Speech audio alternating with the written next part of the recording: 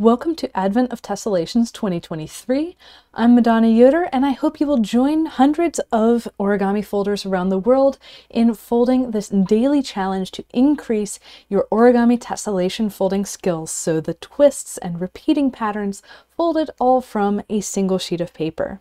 Welcome back to day 4 of Advent of Tess, the 25-part series going from very basic or mini origami tessellations all the way up through some more flagstone type elements, and helping you to see what's possible in the world of origami tessellations. So today we're looking at a tessellation that's still using all triangle twists, but it's using both closed and open triangles in a way that is the same pattern on both sides. Now, what is this pattern? Well, this pattern consists of a central open triangle with 3 corner closed triangles. And we'll see that 3 times on each side, and the repeats on the back side are closely spaced together. Now, if this particular starting sequence is giving you trouble, what I would recommend is getting a grid and just practicing the starting sequence of 6 triangles several times first.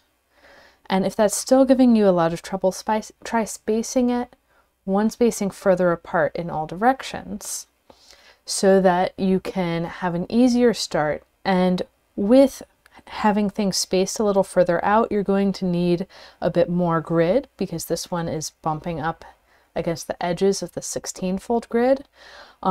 You can space these clusters one spacing further out and fit them on a 24-fold grid instead.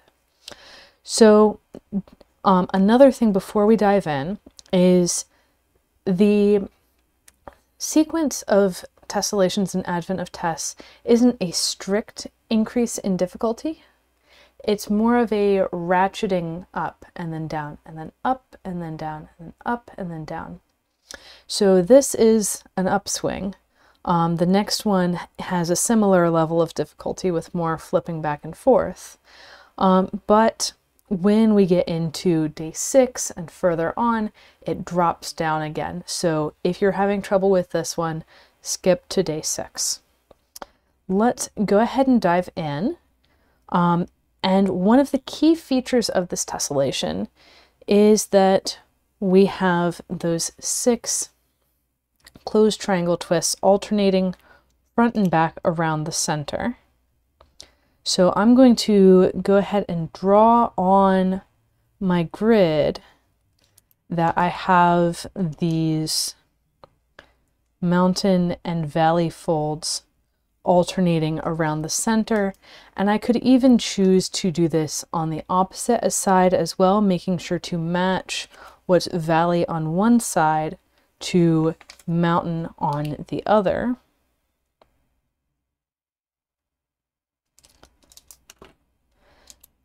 Just so we're always staying in proper orientation. And notice when I flip this bottom to top, we get the same image on both sides, just like when I flip the finished tessellation. So one of the things that's going on, and I'm looking here at the finished piece to make sure that I'm going to match the orientation that's showing in the crease pattern, which you can get if you've signed up at training.gatheringfolds.com/advent. And I'm going to turn my paper slightly. I'm going to take this mountain on the right hand side and extend it up 1 grid spacing, and then the valley is going to need to have a mountain parallel to it. So this is enough information. Like, even if we didn't have the rest of this, this is enough information to get us started with our first twist. So I've got a mountain that is 1 spacing away from the center and folding out away from the center. I have another mountain that is 2 spaces away from the center and folding in towards the center. And my third mountain is going to come to the intersection point of those other 2. It will also be 1 space away from the center line. And from there I can squash this closed triangle twist. Now, when I flip the paper over, since I already drew on the back, I can see which two pleats are also going around the center. And the thing to keep track of if you're not drawing is to grab that pleat that is not going around the center and keep a hold of it as you flip the paper over. So then you know that the other two are going around the center. So let's take this one on my right hand side, and I have the valley marked. So the mountain is going to be one spacing away from the valley. Another cue here is that we're going to be putting the centers of these closed triangles one spacing out from the closed hole on the other side. Putting in that three-way intersection, just like we've been on all of the pieces so far, and squashing our closed triangle twist. Then I'm going to come over to this other pleat that is also going around the center, and likewise one spacing out from the closed hole.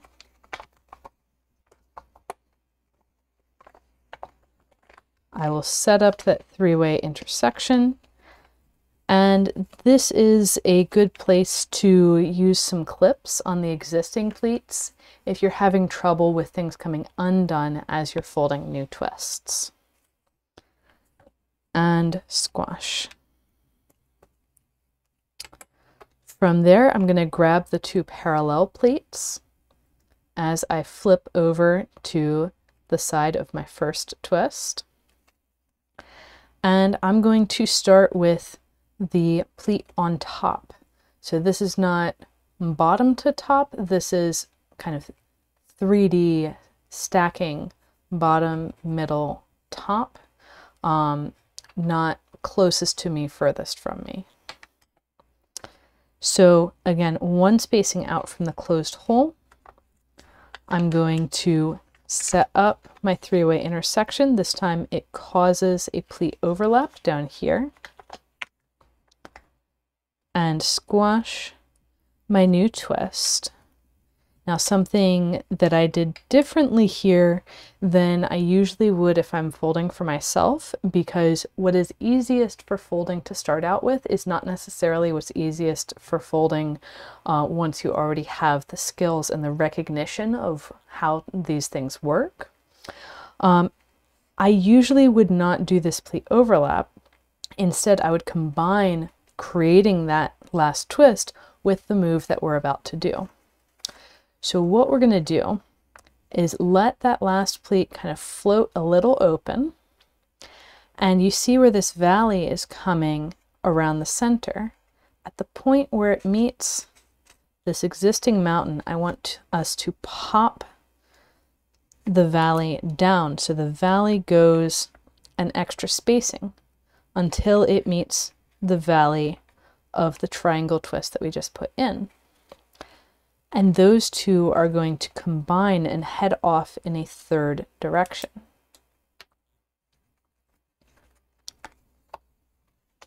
Now, this will not lay flat on its own yet, but we've got those three directions of valleys showing up. And one thing I can see up above is it wants to make a three-way intersection of mountains as well. And that is definitely a good thing. Notice that these two folds are parallel, and these two folds are parallel, and this mountain going down into the hole is in line with the valley coming from the previous twist. Now there's one more thing we need to do, and that is to create a three-way intersection on the mountain coming from the hole from the twist on the other side. So I'm going to take this extension of the mountain and erase it back until that three-way intersection point. So we're going to have two three-way intersections of mountains here. One where we're going to put the twist and the other sitting on top of the three-way intersection of valleys. We're going to put that all in place, making sure that this pleat that is free to move is in the correct orientation before squashing the new triangle twist. Now we're not quite done. We're going to flip over to the other side. And now that three-way intersection of valleys that we had set up, we can flip the pleat that's free to move over and squash it into a closed triangle. So in case you had drawn your crease pattern onto the paper, I'm going to come back to that starting side with the dot in the center. That's how we're going to be able to tell there's a dot in the center on the side that I started on and not on the opposite side. So I'm going to take one of the pleats that's coming from a twist on this side, and I'm going to say, okay, that mountain is doing its thing. I want to put a open triangle twist so that the corner of the twist comes to the corner of this existing triangle. That means that, so we've seen so far that the corners of twists come to where their valleys are, where the valley hits the next direction of mountain. And then we need the parallel mountain, and that is going to identify our target triangle for this open triangle twist.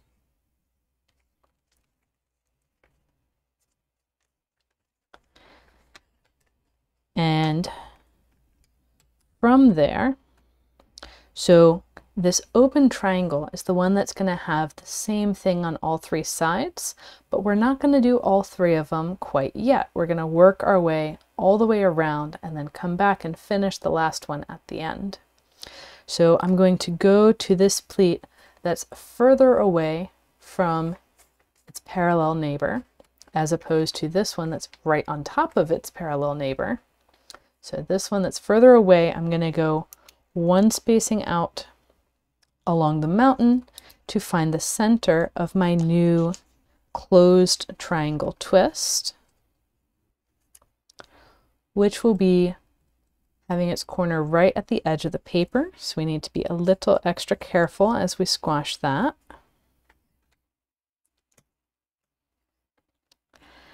And then I'm going to flip over to the back side.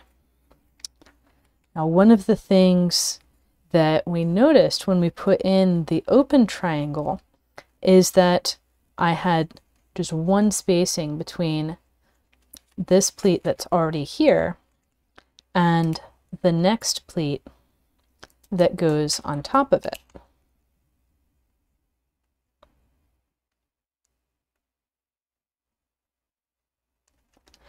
And so we can use that. We can also use the fact that the valley comes to the corner of the triangle twist that's on the same side.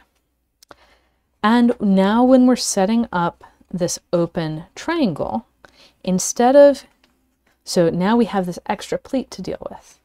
And instead of leaving it folded, I'm going to open it up and make a three-way intersection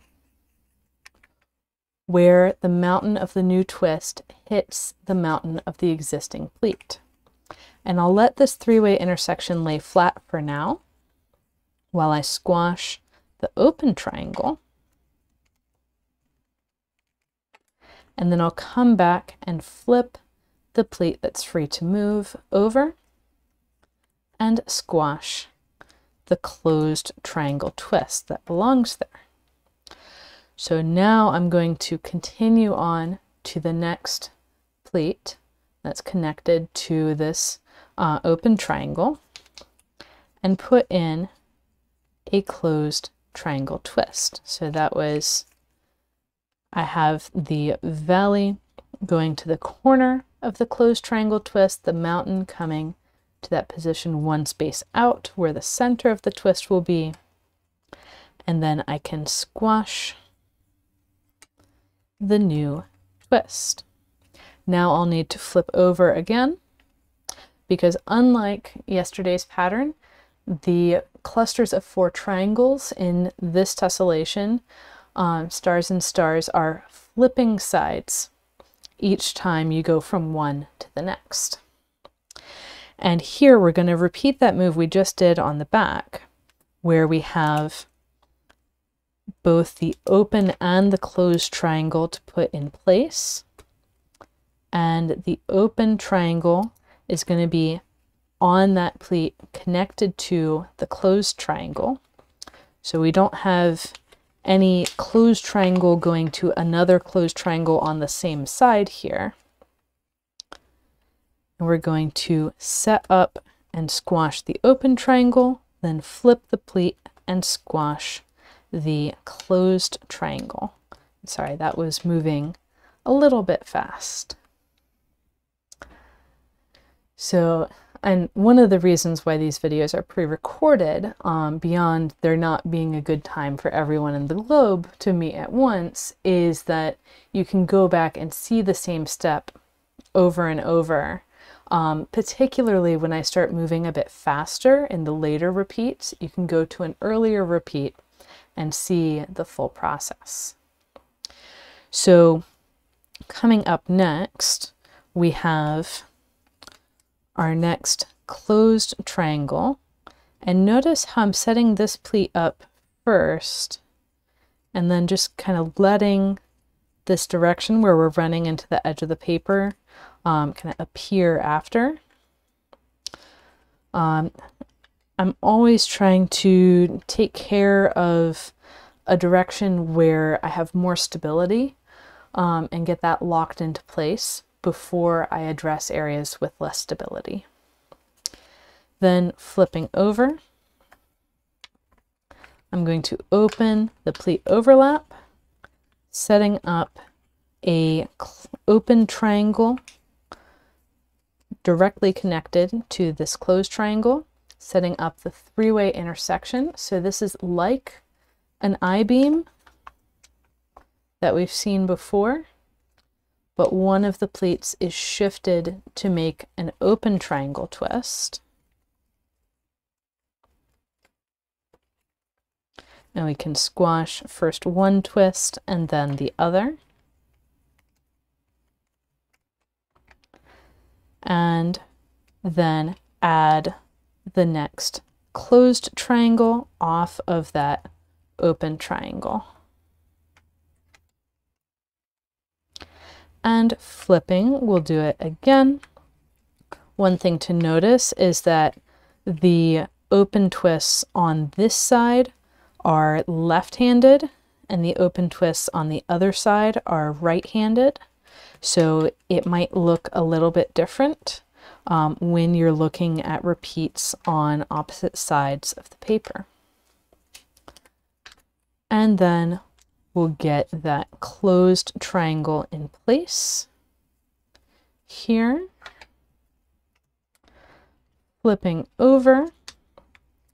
Now we have an extra pleat in place because this is coming around as the last open triangle that we're putting in. And as I open things up, I want to be careful first to make sure that my existing twists stay in place. And second, that this pleat from that first open twist we did in this round around the center is still staying in place. So we're going to have a pleat overlap here when we squash our open twist and then our closed twist.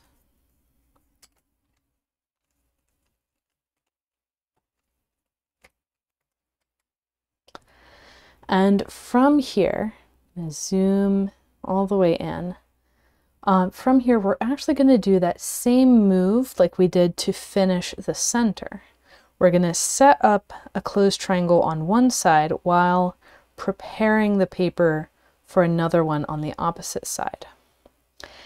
And this time we're going to have a valley coming from the corner of the closed triangle down across this mountain. And we can't fold that valley until we open the layers. Then we fold that valley so it passes the mountain and gets to the valley down below. And then that's going to shoot off in the third direction. And just like when we finished out the center of this mini tessellation, and by the way, we'll be seeing that center again tomorrow and again in days 21 and 22, we're going to have those two three-way intersections of mountains, and those are going to be one spacing apart from each other. So it's like a little I-beam, but it's one spacing apart. And that's all going to settle down. We can squash the twist on top and flip and squash the twist below.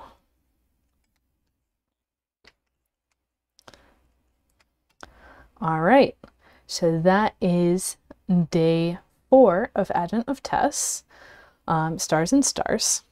And definitely make sure to post to Instagram or Facebook when you finish using hashtag Advent of Tess. Also tag me at Gathering Folds so I can share what you folded with everyone else doing the challenge. And also if you have questions, particularly as we're getting into some of these harder techniques, head over to my Discord server. So if you've signed up for the email reminders, you will have a link in your inbox of how to get to the Discord server. And there are plenty of people there who are happy to jump on a call with you and help you figure it out. So happy folding. And remember, if you get frustrated when folding a tessellation, put it down, walk away for an hour, and then come back. Maybe even take a nap, sleep on it, and then come back and see if it feels better the next day. And for this one and tomorrow's in particular, if it's still a huge challenge, skip to day 6, when that ratchet comes back down a bit before ramping up. So happy folding, everyone, and I'll see you tomorrow.